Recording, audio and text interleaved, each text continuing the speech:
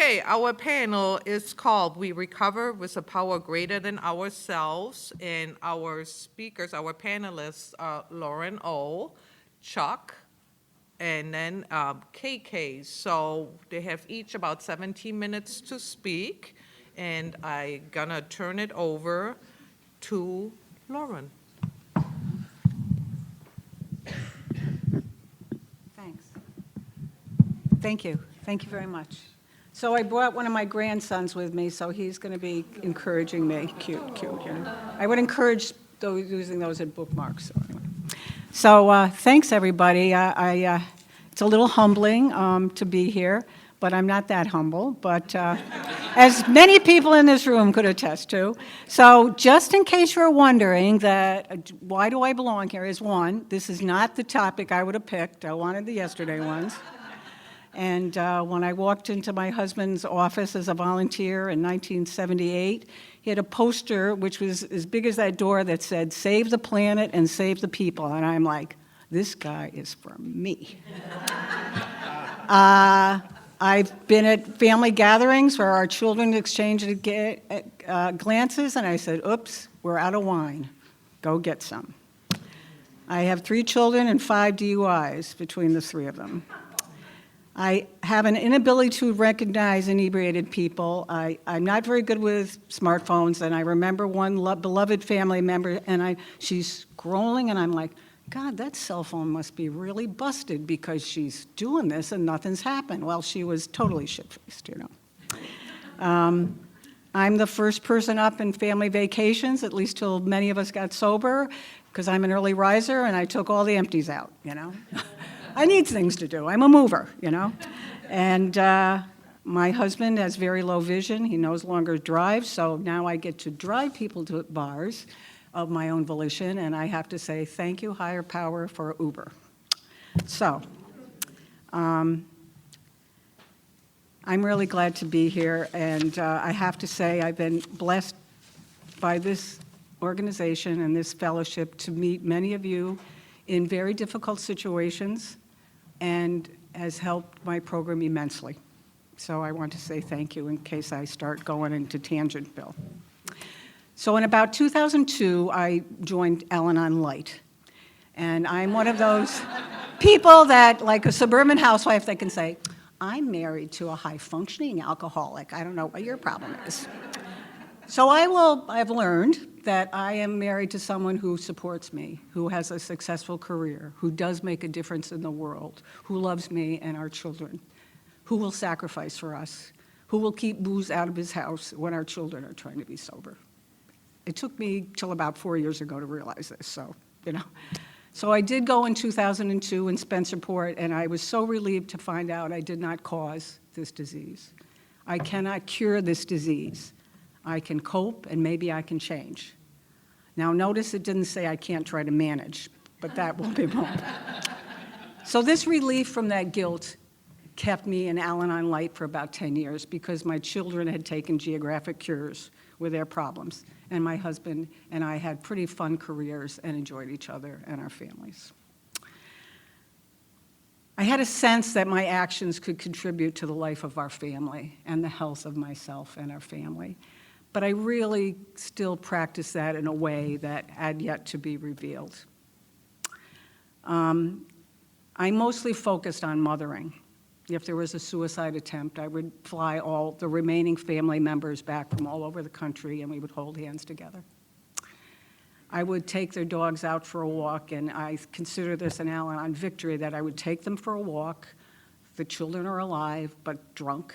The dogs are happy, and the door locks, and I leave. So I consider that a victory in program, because there was a time I would have slept there, I would clean the floors, I would have bought groceries. So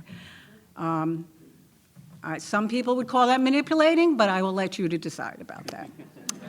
In 2012, my life really came to a screeching halt, mainly because of my children. A couple suicide attempts, a child born, and when all the adult mothers, because some of us mothers, I'd say, oh my God, you know, of course you're pregnant, God bless you, you know. And a child that was at risk, and parents that were both in very serious problems.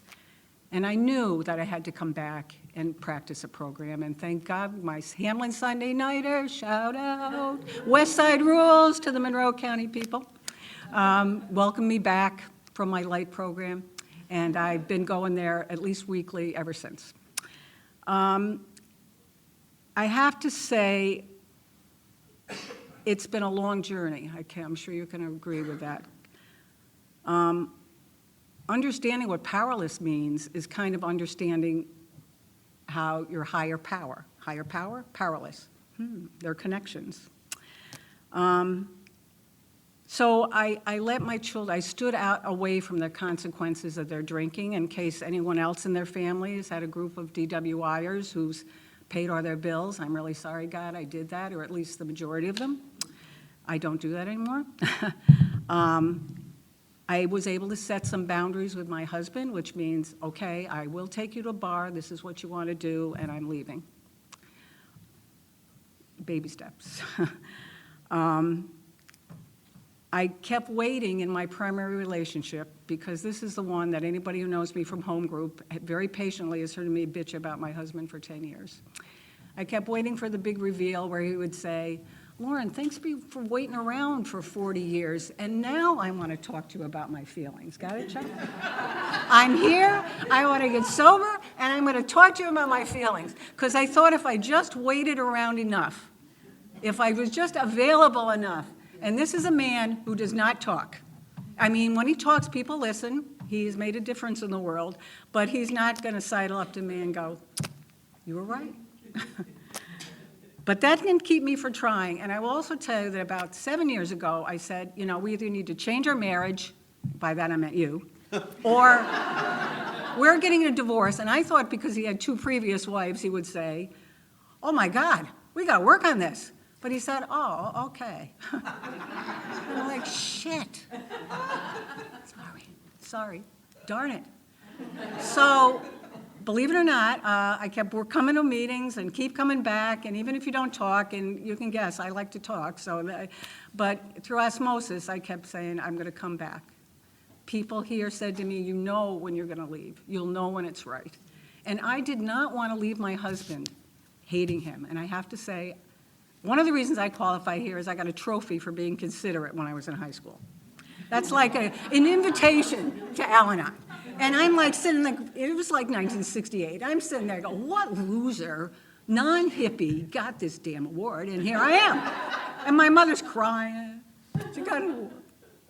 So anyway, I knew I did not, okay, he's like status quo. And I'm like, wow, I guess I got to really look at my program. And at that time, 7 years ago, 13 years into program, I got a sponsor. I got a temporary sponsor who told me I should stay out of my, at that time, 13-month-old grandson's way. And I said, no, I'm not going to leave him with 2 alcoholics. It's not happening. And I didn't go back to her. And I come to learn, you know, we all learn here. You know, you got to do what you got to do and learn about the consequences. And I don't regret that. But I did finally get a real sponsor, and that was really helpful, that I've stayed with since then. And I will tell you, learning how to not hate my husband, can I tell you what happened? I became involved, hook, line, and sinker, only like a person as crazy as me could get in Al-Anon service.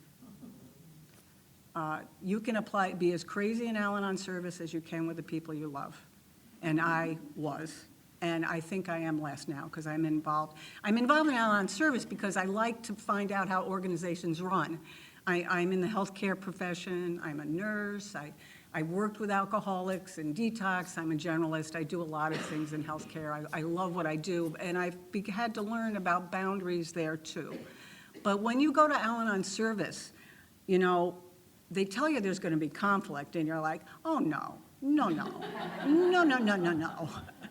And if you pick the right service group of service people, there won't be any. But even if you pick really carefully, you're going to find conflict. And I have to say that I had to bring every sometimes I look up the emotions, the anger, the fear. It's very helpful. And in this book, the green book, the workbook, it gives you ideas about applying how to deal with conflict. There's a little pamphlet on dealing with conflict. I brought it to an AIS meeting, my service meeting, sorry. And I said, this is what we're supposed to be doing. I created hand signals with someone I was having conflict with, because when they were doing it, and it was so undermining to me, but they weren't aware of it. When I did this, like Carol Burnett, they were supposed to know that they had to stop what the hell they were doing. So after I did this for a while, I said, maybe I need to try something else. I knew in my heart of hearts that we are all children of God, even 20 years ago. We are all children of God. But I think this higher power thing, no, I mean, we're really all children of God, Martin. We're really all not like Lake Wobegon, that everybody's above average. You can be average, but be really exceptional. That was a new concept to me. And it really helped me in my dealing with conflict at the service level. I was lucky enough that this program, and I will tell you, if you have a group that doesn't take a group inventory, I would suggest it, just because it allows you to put your toe into conflict, into saying, Chuck has a great idea, I have a great idea, they can both live in the same planet, they're conflicting, but they're both valid. And I needed someone to really walk me through that, believe it. And I get paid to hire and fire people. And I guess I was pretty good at it, or I told I was, but believe me, I don't think I was that good till I learned this stuff in Al-Anon. And finally, after years of this, I said, oh. And I had to look at my husband and say, you are a man who many people like, which I have to say really pissed me off. Because my children will say, this person in our life can be a real D-I-C-K, Mom, but he's also a good guy. And I go, damn it, you're right. And I knew that intellectually, but when I could incorporate this into my heart, I knew I crossed a milestone. I could leave my husband because I knew he was a good man. I didn't want to hate him. I didn't know how to hate. I really don't like that word, but I knew I felt it because of, I won't go into the Al-Anonica log. There was a lot of weird, crazy shit. But my crazy stuff was what I could control. And that is what I owe to this program. And I will say, since that 7 years ago, we were married 40 years last year, and my husband and I, we paid lip service to anniversaries. We love our family. Our kids love us. But he called me and goes, I think we should go away for our anniversary. And I told my sister-in-laws, because I'm really tight. My sister-in-laws, it's really awesome. I have 5 of them. And I go, he planned a vacation for our anniversary. It brought tears to my eyes, because I knew he was caring more. I could tell. One, he answered sentences, words, with more than one word. Oh. We had conversations that were more like volleying in a good way. And I'm thinking, this is all because of this program. And this is all. I didn't bring my God box. I have sponsees who taught me about God boxes.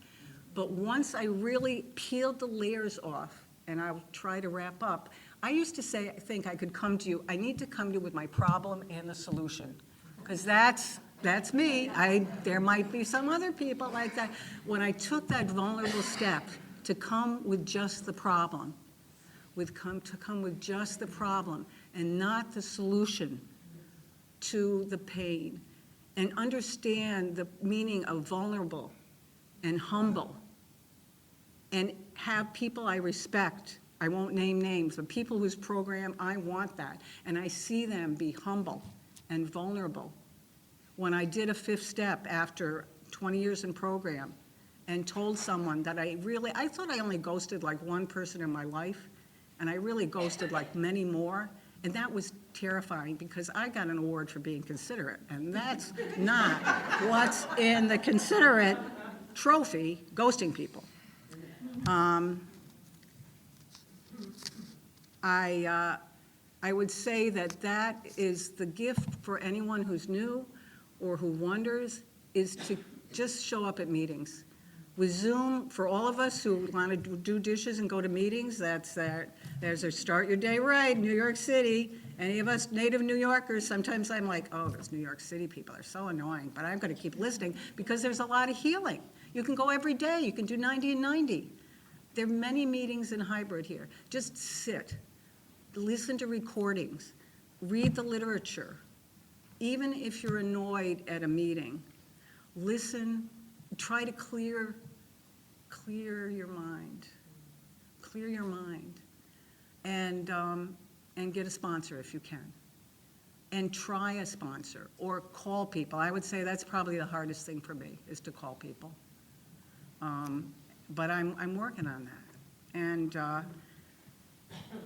I had so much more wisdom in part, but I think it's probably time to start. But I would say thank you all. Some of you here have experienced my inability to deal with conflict. And thank you for being patient and loving with me, accepting me. I was scared because I love Chuck's shares and his voice, because I'm glad I went first. And I just met Kay, and it turns out we have a connection that fills my heart so much that I know I'm in the right place. So thank you. Thank you.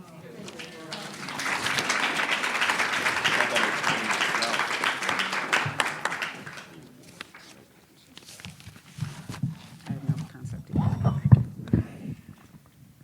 See if I can do this without spilling the water. I'm torn between sitting and standing, so I think my back's been, we're getting old people issues here, so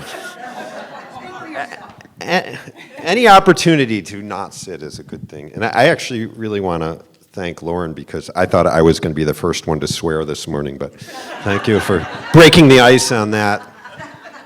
I actually believe there's a very close connection between profanity and spirituality, but I also, I have to confess that I'm not, Sunday mornings are not like my time for talking. Like, that's my quiet morning, and so this is sort of like breaking my routine. And I have to talk every day early in the morning, but I talk to young people, and they don't know anything, so I can just fool them as if I'm saying something of profound importance. You guys actually know something, so I can't guarantee the outcome here.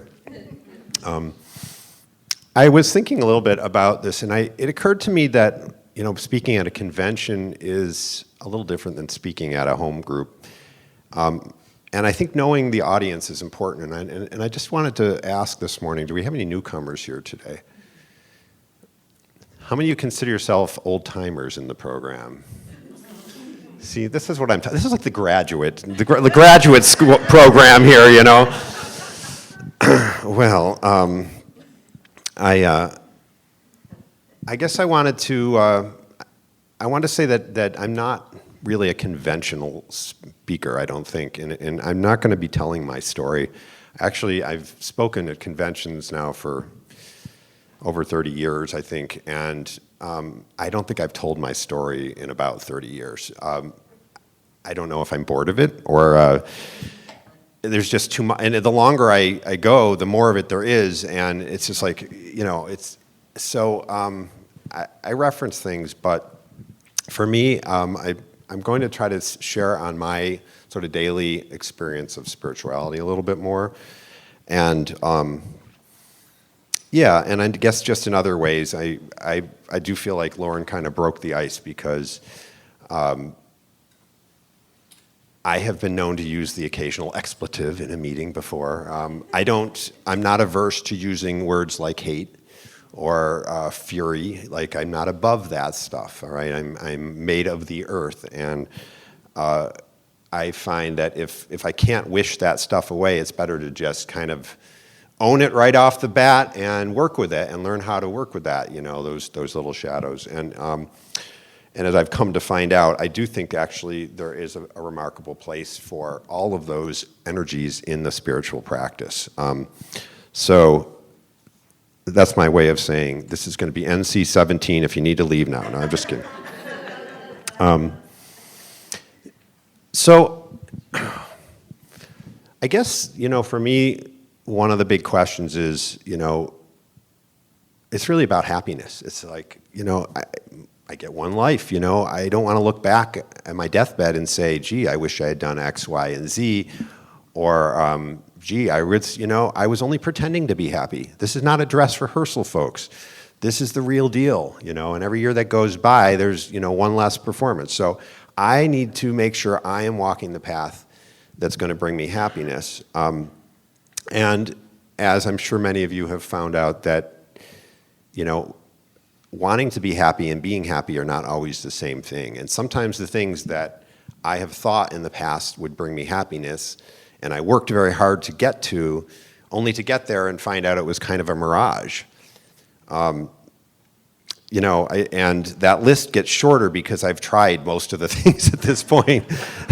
And, and then I always think there's going to be some little thing I missed, a food I have never eaten, or, some band I've never listened to that's suddenly going to bring me perfect and, permanent bliss. And it doesn't necessarily work that way. My wife and I took a trip to Costa Rica a couple of years ago, and that was I'd read all this stuff about Costa Rica, and I was just like, this is going to be Shangri-La, and I'm going to get down there, and and I was so tired of, we'd been in the pandemic, and I was so tired of all the politics and people tailgating me on the highways, and all this stuff. And I get down there, we rent a car, and we drive out, and we have a 3-hour drive to get to our beach destination, whatever. And what happens?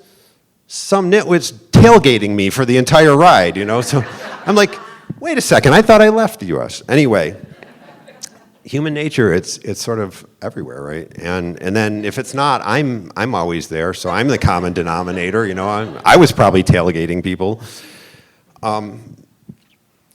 So I guess one of the big questions is, does this story have a happy ending? We all know that there's trials and tribulations, and we make mistakes. And I believe it does, but I don't believe it's the ending that I used to think it was, and I don't think the path is what I always thought it was. And along that note, I just wanted to say, a couple words about the opposite of happiness, which I would call maybe suffering.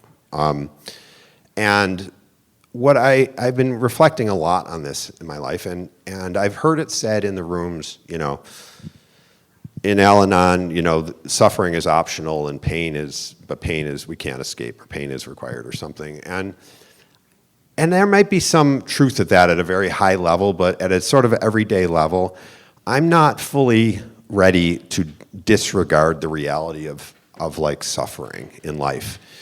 And it's particularly when, I come across somebody who has a debilitating disease, or has come from another country as a refugee and can't go home. And they say something to me about their suffering.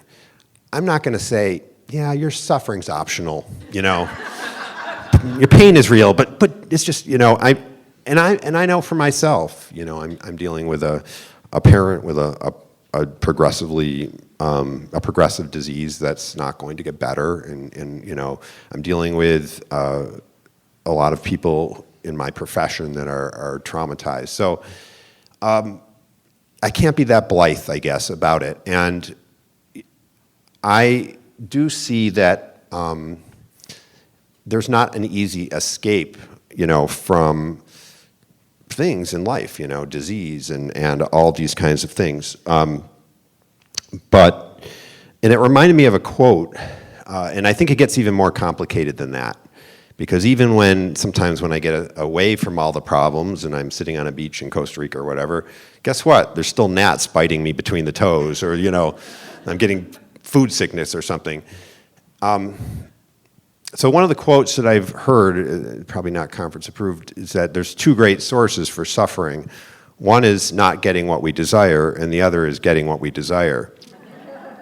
And boy, how true, because there's all the things I don't get that I want, that then I have to suffer about that. But I've actually, the program has led me to a fair amount of success in my life, and I've gotten to accomplish a lot of my bucket list items in my years.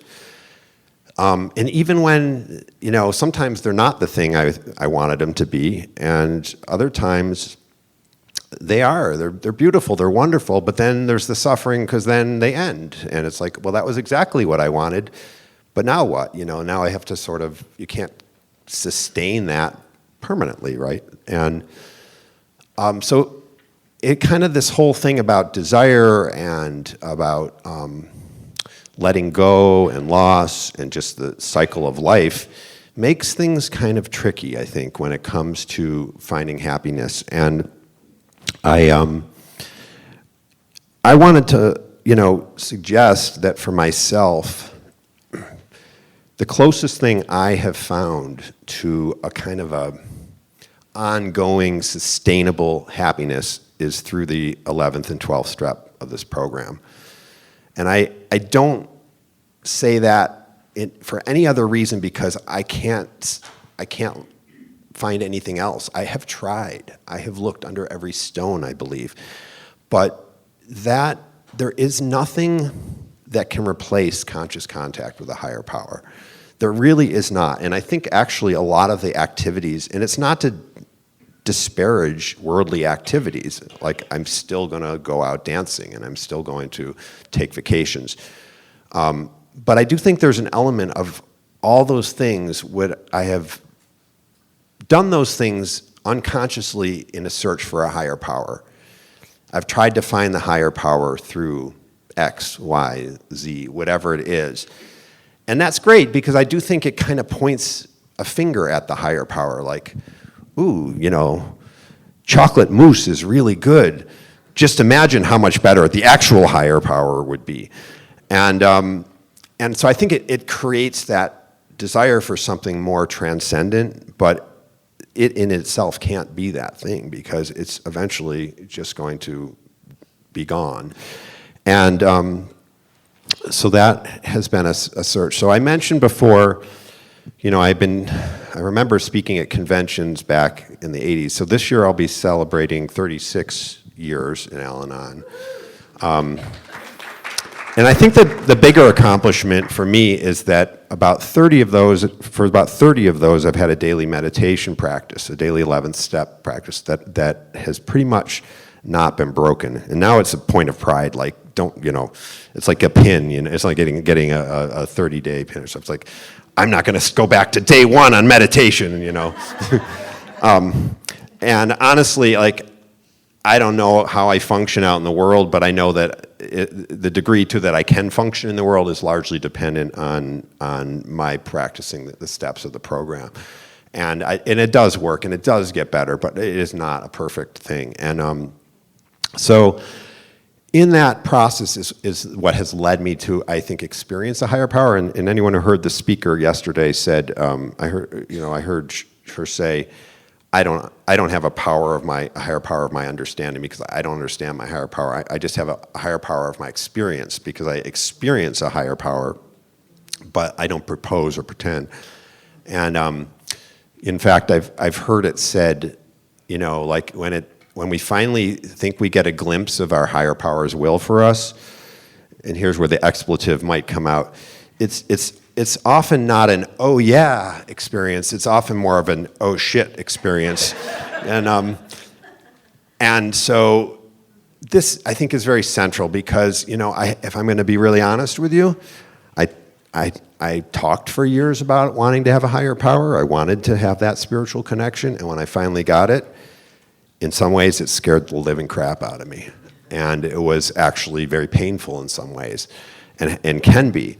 And I think that's the reason why it's so easy to avoid it and to distract and to get caught in this and that and the other thing.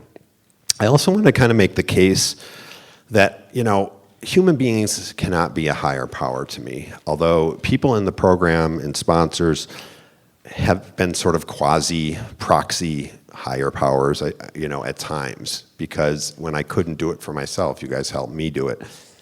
I do want to make a case, though, there are, I think, some spiritual types out there who are kind of on another plane. Like, we're sort of here, and higher power wherever up there. And there's a few people out there like that have definitely crossed over some bounds. And they're not keeping it secret. You know, they've published things. We can read about their experiences. We can read their teachings. And guess what? They kind of scare the crap out of me, a lot of those. But that's not a reason to ignore them. And I feel like, and sometimes it's kind of a wasted opportunity. And there are people in the rooms, I think, who have attained that as well. But I have learned a tremendous amount about the spiritual path from people who I would consider to be somewhat enlightened or whatever. And it's kind of like hiding in plain sight. It's like, why aren't we all reading this? Why aren't we all talking about this? You know, and I think it's because it is a difficult path. You know, it's as much as I have always said I want to live the spiritual path. You know, the other source of suffering is getting what we desire. And I'm on the spiritual path. You know what? I kind of want to go back to my jacuzzi today. So the other, but again, like. For me, and being occasionally having the blessing of working with some teachers and things that, you know, that I felt like, you know, wow, this is somebody who has kind of maybe a more direct connection, has been very transformative, very powerful to me, but it's still not the same as that direct contact with a higher power. So for me, where that comes is mostly through that 11th step practice. I get glimpses of it in meetings, I get glimpses of it. Even through prayer, I mean, prayer, I get, you know, prayer is usually pretty short for me. I say a few prayers, and then I'm on to whatever. But like sitting in meditation for whatever, an hour or two or whatever, and things starting to clear up and suddenly having like, whoa, I'm not in the room anymore kind of feeling, is something totally different for me. And if I don't have at least that like once a day, like that kind of connection where I just finally let all the distractions go long enough to connect with a higher power, I don't feel grounded. I don't feel like myself for that whole day. And it kind of, my practice has changed, and I've kind of found the last few years that I don't have to just sort of sit and wait for an hour and then suddenly my higher power kind of enters my space. And I don't know if it's part of my brain that's just sort of like, you know, dormant or something that suddenly wakes up, or if it's some extra, I really don't know. I don't care, to be honest. I really don't care.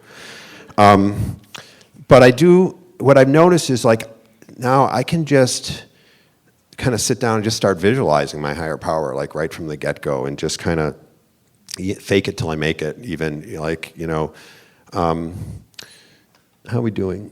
Gentle Dave. Okay, 1 minute. Time flies, wow. Good thing I'm not a talker on Sunday mornings.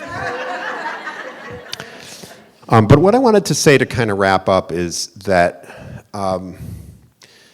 you know, being in the presence of a higher power and what is my higher power's will for me? And what I've becoming more and more clear on is my higher power's will for me is to detach from the world, but to love the world. And that means not to be separate, to be part of everything, to be of service, to get close to people, but not to cling on to those experiences and just let things come and go. And it's the clinging that creates the suffering. And for me, this process, this whole program is very emotional. I've heard it said, if you don't cry on the meditation pillow, you're not doing it right. I would also add, if I, you know, I think if you don't fly when you're on the meditation seat, you're not doing it right either. You know, sometimes it's just like, whoa, I'm like airborne. This is amazing. But I do want to just kind of say in the end that it's not about leaving the world. I think it's leaving all that attachment and the dependency and trying to make other people my higher power, and then to actually just fully enjoy experiences and fully live in them, and then let them go once they're gone. Like, you know, the river just keeps flowing, and then go on to the next experience. So with that, I don't know if I've illuminated anything, but I will say that I did say, is there a happy ending? And I do think there is a happy ending where there can be kind of a sustainable happiness, and suffering can largely dissipate, but it requires almost constant mindfulness for me, and I can't do that yet. But the more I can just kind of stay mindful and just be aware and let whatever's going, just don't obstruct it, it kind of comes and goes, and I almost wouldn't call it suffering anymore. Yeah, there's still pain sometimes, but then joy comes, but then sadness comes, and then there's whatever. And it's just, for me, it's just about feeling alive. And I think that for me, in the end, one thing this program has given me is that ability to feel alive more than I ever have in my life. So thank you for letting me share.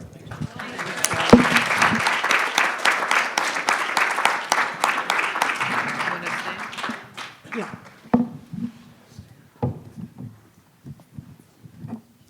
I'm going to stand too. I'm better on my feet.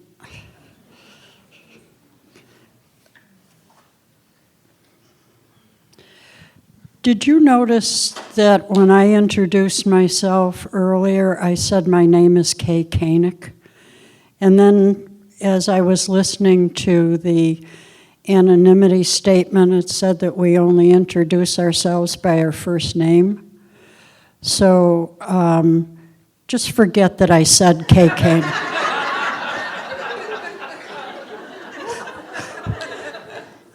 Personally, I think that sometimes we get so anonymous we don't even know who we are. So anyway, in defiance, my name is Kay Koenig.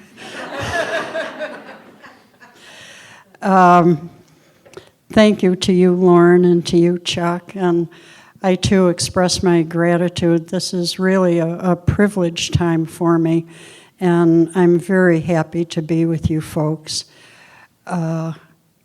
I said to Kathy that is with me this morning, Kathy and Ruth, I said to Kathy, I don't think I know how to do this coming today. I don't think I know how to do this. And I'll tell you just very briefly about me that I have and still am very active in another 12-step program that's called AA, and have been for many, many years. And over the years, I have listened to people who have said that they came to the Al-Anon program and then landed in AA. And I'm just the opposite. I've been in AA for a long time and then landed in Al-Anon. And it took me all of those years to be able to realize that in my recovery and in my spiritual life, there was a need to look to other people who had recovery particularly related to relationships. And for me, I define my own spirituality as being all about relationships. The relationship that I have with myself, the relationship that relationship impacts with other people, and ultimately the relationship that I have with my higher power. I choose to call God, but I say God as a title, the same as I would say Adonai or Allah or Buddha, that God is a title and a mystery. And I image in my heart and in my own mind's eye this wonderful spirit and energy that is loving, that hovers around us all the time, but for me, more importantly, is in every one of us. So when I'm looking to see the face of God, I can look and listen to another person's story, and I am very present to it in those moments and in that time. I came from an alcoholic family where there was no alcohol. And it was a big secret as to why there was no alcohol. And to this day, I can't tell you what it was like when my father was drinking. And he became known as Frank Koenig the Pepsi King. So there was something that had gone on that more than one person knew about this when he was drinking. But it wasn't until my mother got sick in the late 50s. It was 1956 when she died at the young age of 45. And it was then that alcohol came back into our home, and my father started drinking again, and my drinking took off. And the years that followed were the years that followed.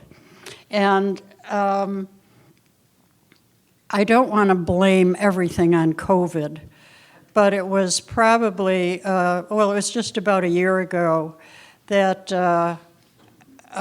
Kathy and I were at a weekend retreat, and I believe that I got COVID, and I believe that she had it too, even though we were vaccinated, and spent the next year, at least for myself, I was very sick for a while, and started feeling better, and I still think that the long COVID lingers because I don't have a lot of energy. And but during that period of time, you know, there was that social disconnect that happened for all of us. Thank God for Zoom and the ability, you know, to be connected that way, program-wise and otherwise. And it was during that period of time that I began to pay attention to how I was reacting to other people. And it was not very kindly. And I think I was having nervous breakdown after nervous breakdown, you know, where I'd be ranting and raving and carrying on like a loon. And if you want to hear the story of that, just ask Kathy and Ruth, and they'll tell you what they'll tell you what it was like. But it occurred to me that maybe I might come and listen to the stories and the wisdom of other men and women who would be able to enable me to move beyond and further along in the recovery that I already have, the spiritual recovery.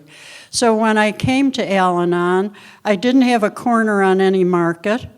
But I was not struggling with what powerlessness meant, or what coming to believe meant, or even turning my life over to God's care and protection. But I wanted the something more. It was Richard Rohr that I read just a couple days ago that said, "There is no finish line." And so I stand not seeking a finish line, but I seek from you folks more of your wisdom and example and ability to take on a richer and more grateful life as it is.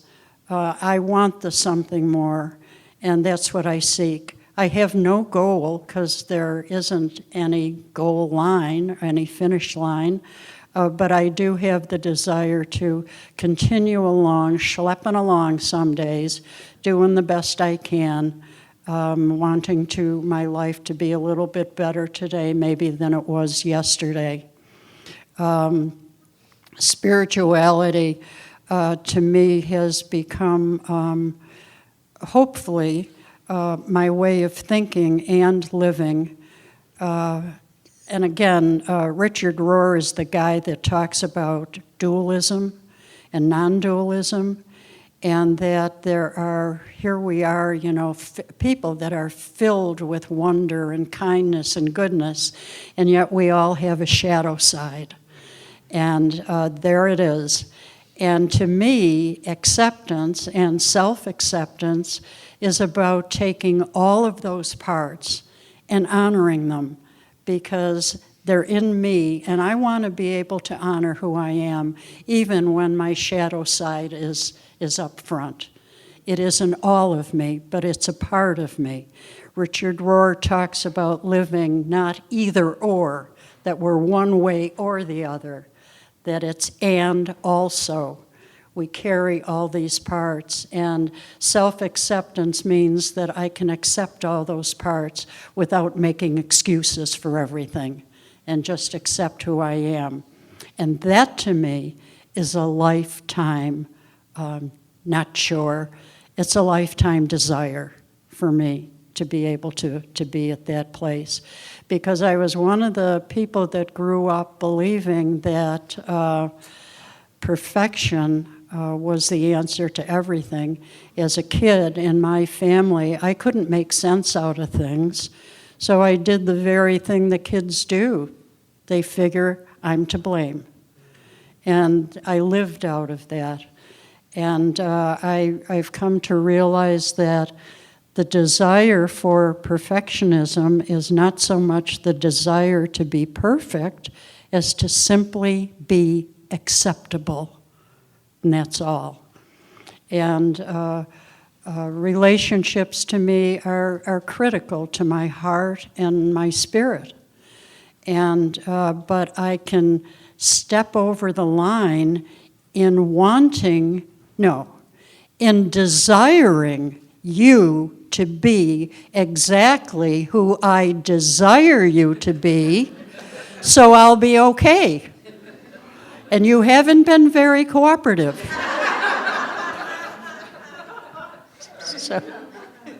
So, and again, you come back to that place that if anything is going to change, it's going to have to come from me first. And so along the way, not only coming into Al-Anon, which has been a great blessing, but I will also add that I'm doing some therapy, and also believe that there are times, at least in my life, where being involved in a therapy session or in a therapy setting with somebody who is committed to walk a path with you can be a great, great blessing. And I came from a place where once upon a time people would say, never mind the antidepressants, never mind going to see the therapist, all you need is your second step. And a lot of people were hurt by that kind of thinking. So I want to take advantage of what is there that is available to me that is going to help me become the best woman that I can be, the most authentic woman I can be. And it's hard work, and it's all a blessing. And it is the proof that there is the existence of a higher power for me that shows himself, herself, itself in many different ways every single day. Chuck had mentioned happiness, and I'm going to close with this, that there is a writer, a spiritual writer, Carolyn Myss, and maybe some of you are familiar with her. She wrote The Anatomy of a Spirit. And she has another bestseller book out, and it's called Conversations with God. And what it is in reality is her prayer journal, that it's been edited and reworded and printed and published. And one of the things that Carolyn said was she was with a woman, she's a very holistic woman, and she was with a woman, and the woman asked her, how do I find happiness in my life?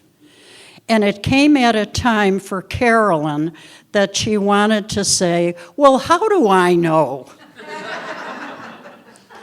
And she decided that what she was going to do was say a quick prayer. And this was her prayer.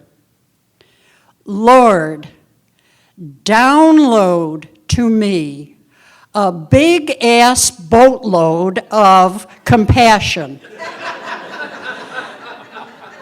And she looked at this woman and all of a sudden felt this great compassion for this woman.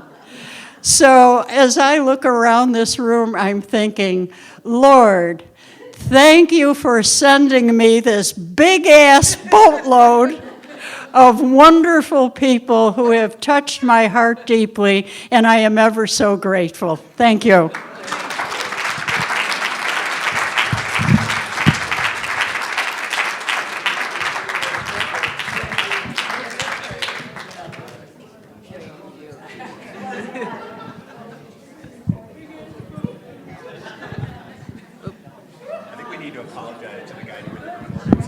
have to do a lot of bleeping out.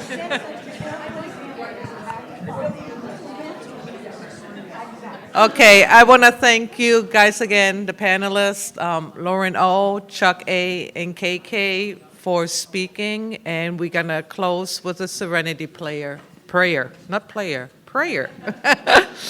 God, grant me the serenity to accept the things I cannot change, the courage to change the things I can, and the wisdom to know the difference.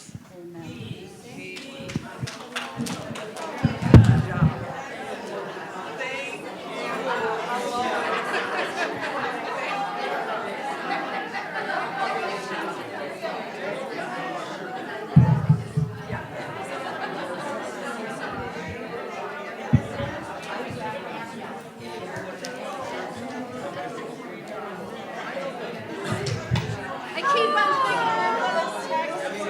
I've been so familiar with it. I've been away. I miss you.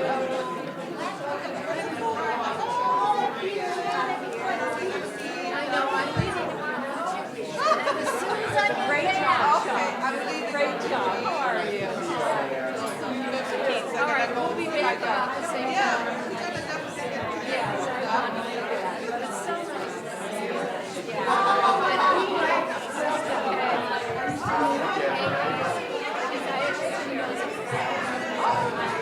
I was just so happy to walk in. I knew you were here, but I wasn't excited. I wasn't expecting you. What a great talk. It's like I walk in and it's like somebody's there. One of the panels stop. People are walking out and just come up and out. I'm like,